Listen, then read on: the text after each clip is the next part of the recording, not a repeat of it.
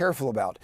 You need to trust our American military in the same way that the American people have to know that our military is behind the American people. We are there. We will always be there for you. The president talked about the enemy within. The enemy within is not in the military. The enemy within is not the American people. And I'll let it to the viewers to decide where the enemy within is. But it's not us, and it's not the American people. And really, you guys know as well as I that we're all in it together, right? We all have families just like you do, right? We are you, right? We just put this uniform on. But I want you to remember one thing. As long as we're wearing this uniform, we live by values. As corny as that sounds, we do. All right? You don't have to worry about us doing anything unmoral or unethical. We swear our oath to the United States Constitution, and I will never, ever swear my allegiance to any one person, not even the President of the United States. Our oath of office is to serve the Constitution, which this regime has violated every which way you go. Okay, before you crash out, hear me out. Yes, we watched the same thing. Yes, I am disappointed, beyond disappointed actually. Yes, I feel a call to stand in the gap for my soldiers even more than I did before. Because the military is not designed for domestic operations. Law enforcement is designed for keeping cities safe, crowd control, the things that I think is what the administration wants to use it for. I don't want to stop reporting on this until when American people feel like they are not alone in this, especially with the servicemen. Both ex-servicemen and those that are still on duty are in here, giving you assurance and reminding you that you are them. They have families too, and therefore there's no way they're going to turn against you.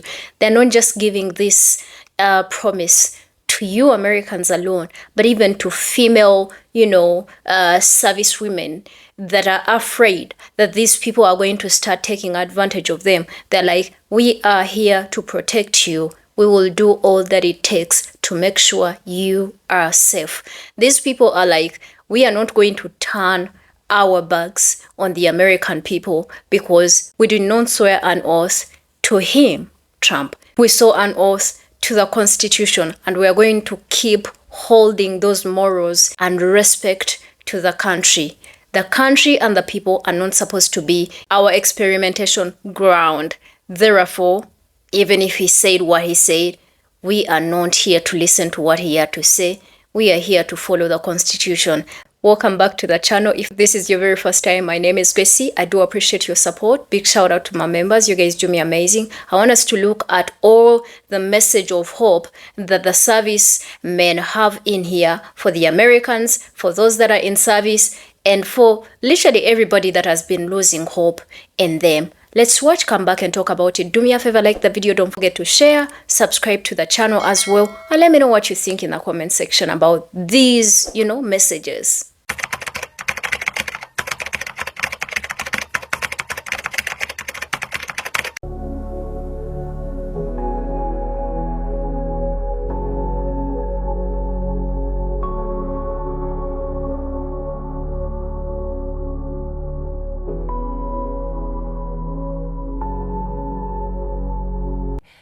Pete Hegseth has threatened the top military officials with a lie detector test before, but it's been a threat, right? At one point, according to the Wall Street Journal, he shouted at Admiral Christopher Grady, who was then the acting chairman of the Joint Chiefs, he shouted, "I'll hook you up to an effing polygraph." And he threatened Lieutenant General Doug Sims with the same. So, when you hear reporting like that, right, to be speaking like that, "I'll hook you up to an effing polygraph," what does the tone, what does the manner, what is the word choice, what does this mean about the level of anxiety he has? He has tremendous anxiety. This is something where if we don't trust our generals and our admirals and our senior enlisted leaders, literally with the lives of our sons, our daughters, our husbands, our wives, our aunts and uncles, which we do, of course, then why are we doing all of this stuff about polygraphs? This is all about a political move. It's one of those things we also have to be very careful about. You need to trust our American military in the same way that the American people have to know that our military is behind the American people. We are there. We will always be there for you. The president talked about the enemy within. The enemy within is not in the military. The enemy within is not the American people. And I'll let it to the viewers to decide where the enemy within is. But it's not us, and it's not the American people. You know what I wish? I wish the people, everybody in the United States, could just come together. I mean, really. You guys know as well as I that we're all in this together, right? Meaning, don't be taking out your frustrations on us. We know what's going on. We all have families just like you do, right? It's a job. I tell you guys in my videos not to worry. And there's a reason. Because we are you, right? We just put this uniform on. But I want you to remember one thing. As long as we're wearing this uniform, we live by values. As corny as that sounds, we do. All right? You don't have to worry about us doing anything unmoral or unethical. These are not the end times. Remember, as I've always said, the storm is going to friggin' pass. It is not clear how much today's gathering cost, but given that generals and admirals flew from around the world, some estimates run in the millions of dollars. For more perspective, we turn to former Captain Margaret Donovan. She's a former assistant U.S. attorney and Army lawyer who deployed to Iraq and Syria, where she provided legal advice on more than 1,000 airstrikes and other lethal engagements. She's now in private practice and a visiting lecturer at Yale Law School. Thanks very much, Margaret Donovan. Welcome to the NewsHour. What's your reaction to President Trump's comments that I played earlier in the story? That, quote, we should use some of these dangerous cities as training grounds for our military, our National Guard. Sure. I think my reaction is probably a combination of shock and embarrassment. On one hand, you have the Secretary of Defense, who is saying lethality, lethality, lethality. He wants the troops to be more lethal. And then on the other hand, you have the President of the United States saying, I want training to happen in American cities. So how exactly are they going to train the military on becoming more lethal in American cities? None of that makes sense. It's extremely dangerous, and troops should not be normalizing that behavior. But if the president is going to deploy the U.S. military into these cities, and he's already done that, and he's got a series of cities that he vows to do that again, why not make training part of that mission as well? Because the military is not designed for domestic operations. Law enforcement is designed for keeping cities safe, crowd control, the things that I think is what the administration wants to use it for. Let me explain that when the military deploys, for example, before a unit goes on a combat deployment, they receive training on the rules of engagement. They learn about, for example, what is the declared hostile force? Who can we kill? How can we kill? How do we engage the enemy, right? They're not receiving training on how to apply the First Amendment to protesters in a foreign country. So we can't expect the military to understand how to apply what would normally be overseas rules of engagement to a domestic training environment, like the United States with its constitutional protections of its citizens. Stepping back, how unusual is it? How much does it go against the norms of decades of training and education that the generals and admirals who are in Quantico today, that the commander-in-chief says, quote, the military's first and most important priority is defending the homeland?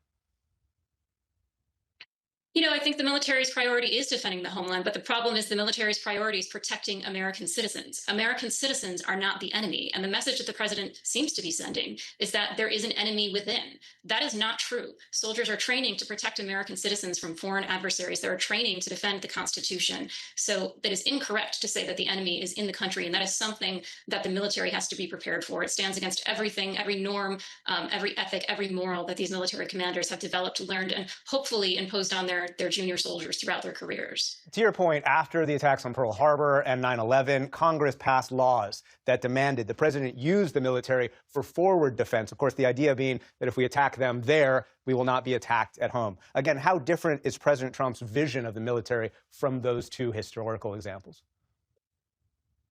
Yeah, precisely. We're talking about foreign adversaries, right? We want to be able to defend the homeland from foreign adversaries, from foreign threats. What he's talking about now, or what he seems to be alluding to, is some type of internal enemy that doesn't actually exist, right? Soldiers need to remember when they're seeing this on TV, when they're getting their training, what is the oath that they took? Who are they sworn to protect and defend? What are they supposed to do to uphold the Constitution? And these are the questions that they need to be asking themselves when they receive orders that they question are unlawful. And I imagine that the commanders who heard that speech today are wondering the exact same thing. What am I supposed to tell my soldiers that the president is going so far off base? And the other thing that you should remember is this is a president who has really a passing understanding of what the military is about, right? Everything that he's learned about the US military, he has learned from the movies. So it's kind of no surprise that he doesn't really know what he's talking about, that he thinks you can direct the military to do this or that and not stay in accordance with the law and the constitutional intent for the military, for example, that only Congress can declare a war.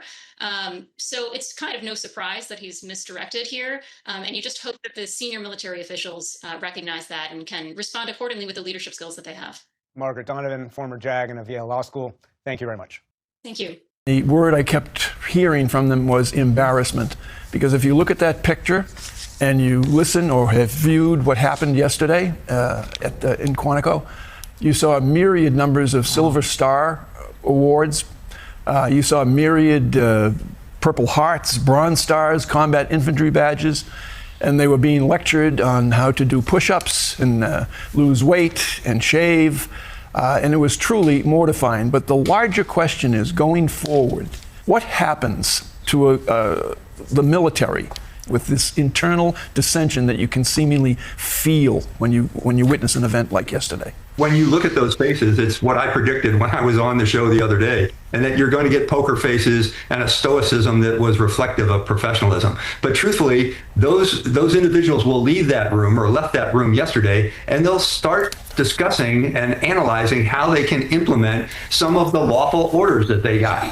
Okay, great, we can buck up the standards. We can take a look at the kinds of things to get some soldiers, not all, certainly not even the majority, back in better shape. Take a look at what our ranks look like. But there were also soldiers and all ranks of services in that audience that said, wait a minute, when they were writing down the same kind of checklist that I was writing down, saying, wait a minute, we can't do that, or we shouldn't do that, or this is a true violation of what we are as professionals, or hey, I've got women in my ranks who are performing admirably. Why should I kind of lump them all together like the secretary did? Or I'm certainly now going to debate with myself, what am I going to say if I'm asked to go on the street and conduct illegal actions? And I guarantee you that the people in that audience will not execute illegal orders. We've been saying that for a long time. This was a disciplinary approach in public with cameras so the whole nation could see. And it was an attempt at separating the military institution from the people that they defend. So this is the video that everybody has been waiting for me to do, to address that lush and that hump that went to Quantico and disrespected not only my service, which is in my shadow box for 20 years and 28 days, in and out of the country during the Gulf War, working out of the Pentagon for the chairman of Joint Chiefs of Staff, General Peter Pace, who was the chairman at the time, who would not tolerate this crap during the Iraq War, running the SCIF for Psychological Operations Division. So the lush, the guy that NDA'd a woman and paid her $50,000 and NDA'd her. Here's the thing, folks. If Petey, knock him back, Christian nationalist, racist, homophobe, misogynistic motherfucker, did nothing wrong with that lady that he was accused of raping, why would you pay her $50,000 to hush her up? Very simple. Very simple. Where there's smoke, there's usually motherfucking fire. Now, Petey boy, who is so woefully inept to be the Secretary of Defense, not that bullshit Secretary of War, the fuck here, stood up on that stage in front of military people, high ranking, which I worked around plenty in my day, and the highest of them all, Admiral Jeremy Michael Borda. Look him up. He was the Chief of Naval Operations and the finest man and leader I have ever met in my life. God rest his soul. He wouldn't have tolerated this shit. The military did not clap. He wanted them to clap. He had pauses in his speech, and at the end, he thought he was going to get a round of applause. Here you go.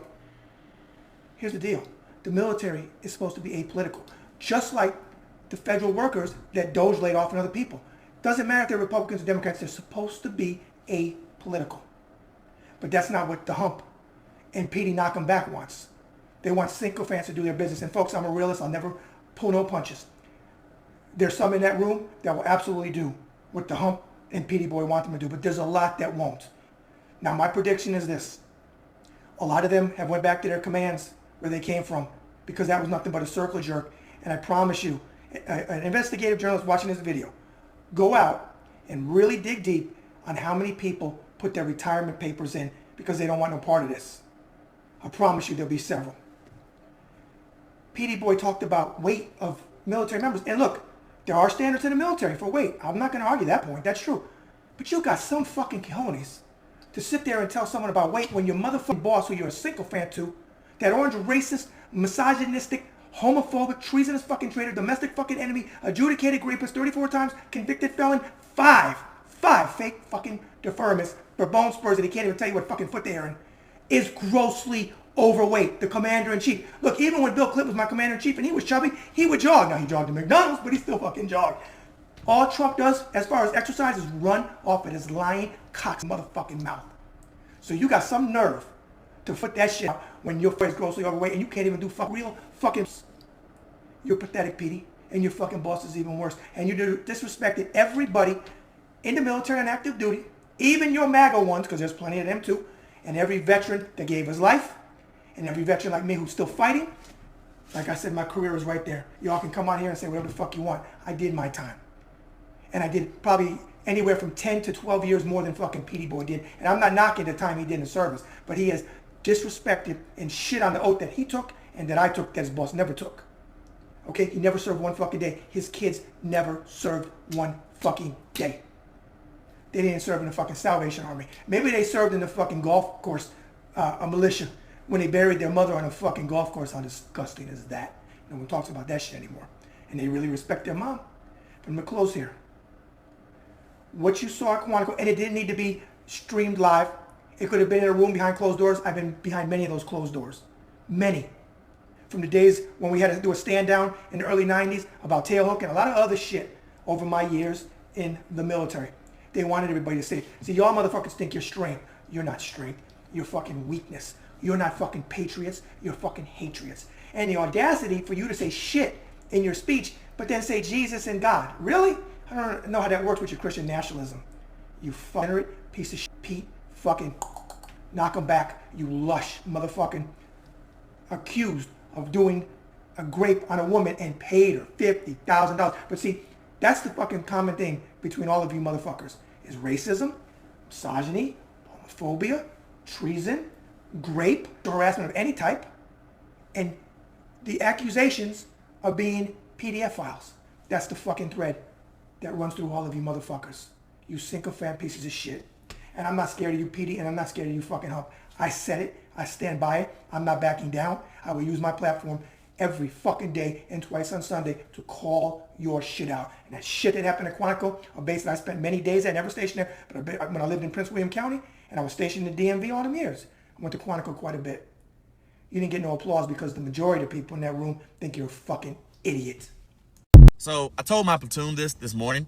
Let me know if I'm the bad guy or not, right? Let me know if I was in the wrong, okay? That's what I want to know. This is before I fully read the new policy with or what they're trying to do with the EO, right? Somebody made a comment talking about, oh, they may remove EO and Sharp and all that shit, right? I told them, gather everybody around. I said, because one, I'm EO. I'm an EO officer, right? If you didn't know, you know now, right? I deal with EO. I said, if you do some EO shit, if you're fucking racist, or you're a sexual predator, because for Sharp, right? If you're racist or a sexual predator in my platoon, and they won't let me put that shit on paper, I'm gonna beat your ass. If I can't put that shit on paper, we're gonna go back to this wall-to-wall council. That's what y'all want? That's what will happen. I promise you, nobody in my platoon will fear to come to work because people are being racist. Nobody in my platoon will come to work in fear because there's a sex predator. That shit won't happen. I don't give a fuck. I will put my hands on you, dog. I promise you, you will be laid the fuck. And I said this in front of everybody so they can all understand. I don't care if certain policies change. We still have morals. You still have values. I don't tolerate racism. I don't tolerate people being senators. Am I wrong for that? But after reading the new policy, right, EO ain't going nowhere, okay? So they're changing certain things about it, like as far as how long a case can last or like repercussions, and they're trying to revamp it, and it's still there. Bottom line, it's still fucking there. That's it. Boy, when I tell you I was about to turn into fucking Batman earlier, I was.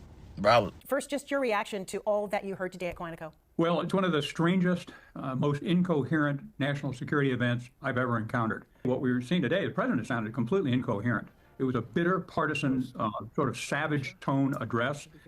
It must have horrified our allies around the world. I think it'll be unsettling to the force.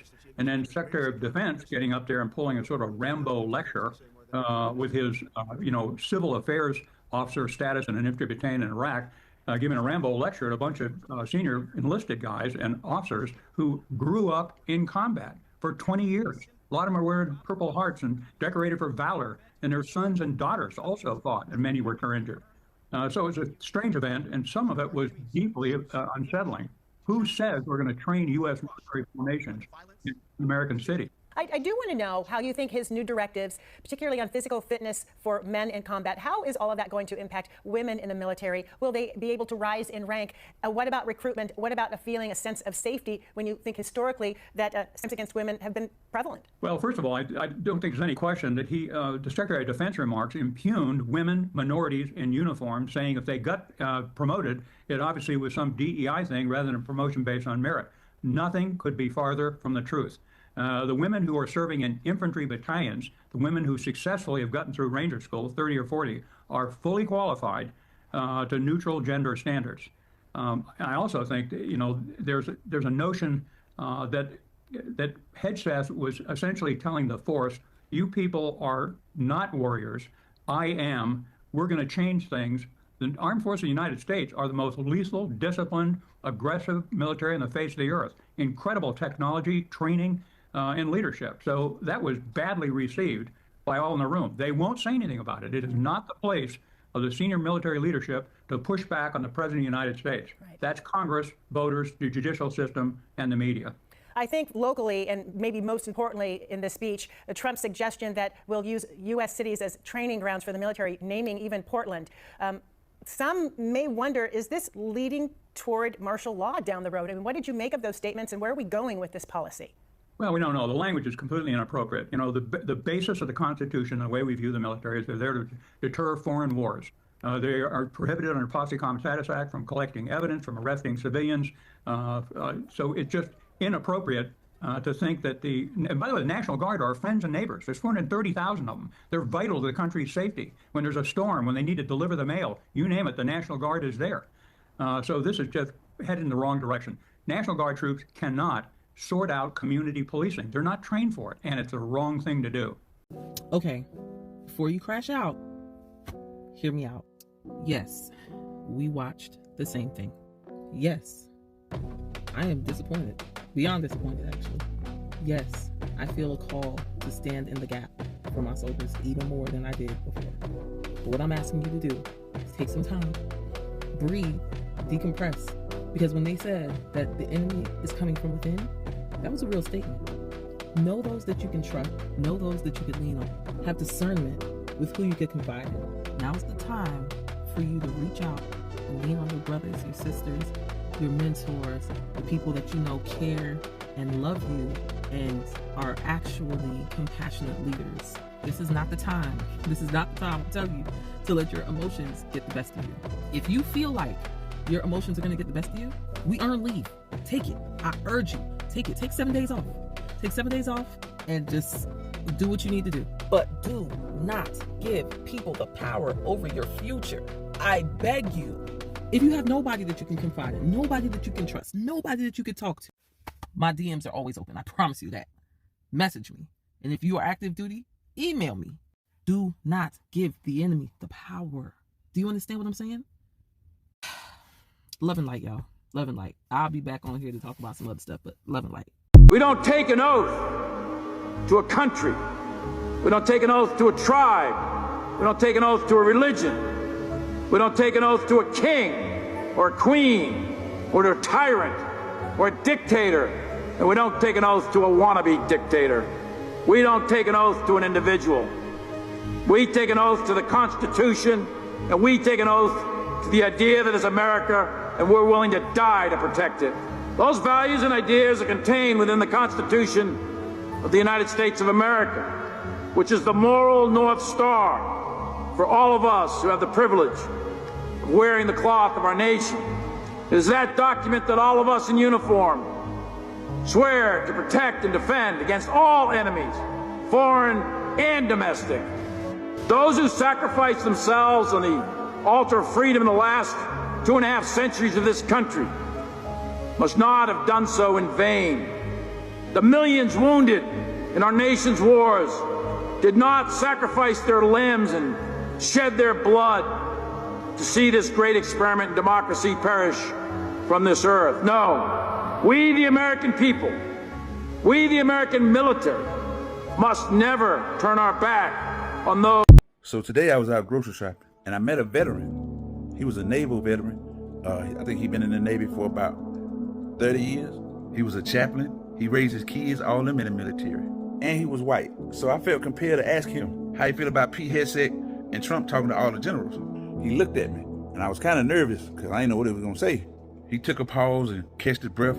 I guess he was thinking about what he was going to say before he said it. And he said that was a total disgrace. It was a mockery and a waste of time of the military when they should be out protecting our country. He said that all the military, especially when you're high up, is based on accountability. And if you're in the armed forces and you made it to the armed forces, you one of their brothers and sisters. He said this was just too much. And this my hand. He's white, old, and I think he's conservative.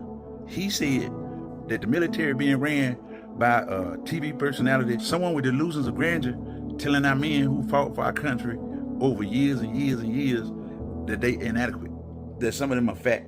And I asked him why was the room so quiet. He said he can imagine all them generals just looking at them too. He said them generals been in war and can command, whether they was older or heavy set or not. He said he can imagine that most of them was upset. And the last thing he told me that he was friends with another chaplain who had served for decades. And he had said a prayer, Lord, just let all this stop. Then he threw his hands up and said, sometimes that's all we can do, ask the Lord to stop it. That was my conversation with a Navy veteran today. I think this goes to show us that indeed, even those that are ex-servicemen, they are willing to wake up and stand and protect the people because they see things are going wrong. Now, yes, as much as you're going to have those that will literally go the other south and go with, the man that is a coward, not all of them are going to be like this, right? So you have confirmation and reaffirmation that these people are going to stand with you, and indeed they respect the oaths they took to the Constitution of the United States of America. They are not respecting any king or a man that want to be a dictator so bad that literally doesn't even have any experience. I think also you go ahead to see that these people were literally insulted and, literally from people that are felonies, people that have literally, cases on them.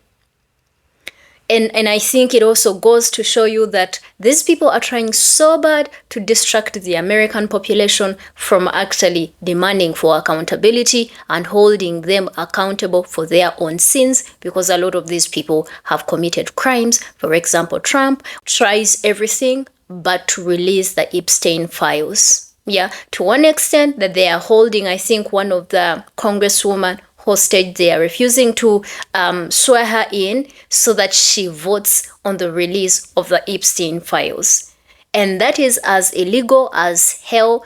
But these people, what do we expect from them? So in times like this, when everything is worrying, when people are afraid, these people are literally, because they are calling for lethal, like full force of taking people out. This is unacceptable and very diabolical.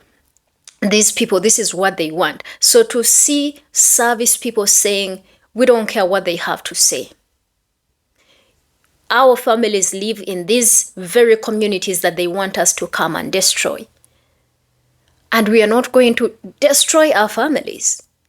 You know, imagine, and I feel like this is a tactic to turn the people against the service people. To turn the people against the servicemen. Already people have turned against them because they are already bad leaders. They are horrible. They are causing just a lot of chaos to the people, right? So they want the people to turn against the service people so that the maximum pain that he's been promising, starts happening. Because it looks like that's exactly what he wants. So seeing all these messages from experienced people that are retired, those that are still in service, that are saying, we are going to hold the line, we are going to stand on business, we know you are not the enemy, we know the real enemies. In other words, it feels like they're telling you who the real enemies are of the country. And I feel like they probably are just, still studying the situation to see when is it fit for them to deal with the real enemies of the country. At the same time, I don't want to speak like this, but a man as old as him, DJT, shouldn't really be involving himself in situations like this to aggravate and agitate the people of the United States of America. He's supposed to be a president for all the people, not just for the people that voted for him. Put the differences aside and know that you are a president of a whole nation that is literally recognized and very much respected all over the globe. And for you to stand on podiums like this and live stream these moments and literally embarrass not only yourself, but even the people that you're leading is just diabolical, I'm going to have to say. Yeah. So I feel like this is a time where he needs to create a legacy that a lot of people are going to be able to remember him for. He speaks so much against Obama because Obama left a legacy.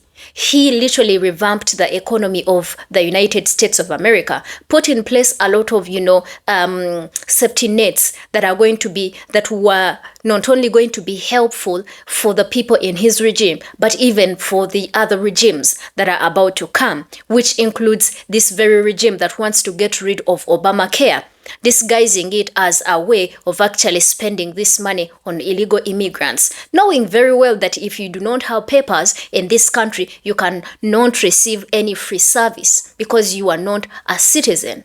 Yeah? So instead of him working and building a legacy that he's going to leave behind, he's literally leaving a legacy where people are going to even hate him the more. And I don't know who can work on his head. I don't know if it is his mental ability declining like a lot of people are saying, but I feel like everything he's doing, he's handling it so bad that even when time comes for him to be remembered, they are not going to remember him as a good person. This is not prioritizing Americans. This is him boasting his own ego and blowing his own horn just to make sure he looks good. But in actual sense, he keeps looking bad. He's not only looking bad to the people, he is looking bad to even the generals and the service people, those that have honored and served the country faithfully. Yeah. Now, if you lose respect because you came and insulted these people, you're fat and all of that, and meanwhile, you yourself, you're not even in position. Imagine you are turning the military against your own self. He's making himself an enemy to them. He's upsetting them and pissing them off. And then he thinks they're going to be able to take his order. These are the words of those people. And I know that a lot of them are also limited from speaking up on this very issue because they know if they speak up, it's their careers, it is their families, it is everything. There's a lot that is on the line. But I know when that time comes for them to defend the people and protect the people, because that's what they are supposed to be doing. They swore an oath to the Constitution, which includes protecting the Americans. When that time comes, indeed, you have seen proof that these people are here for you and they are here for the service women that are going to be in the military. You don't have to worry about anything. I know you are literally under a leadership or people that are PDFs. That's why they want to get rid of all of this.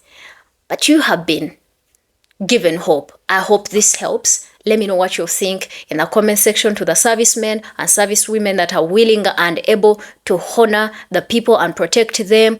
Kudos to you guys. We love you so much and we respect you and respect your sacrifice that you give each and every other day to make sure that you people are protected. I'll see you guys later. I would definitely want to hear what you guys have to say about all these messages.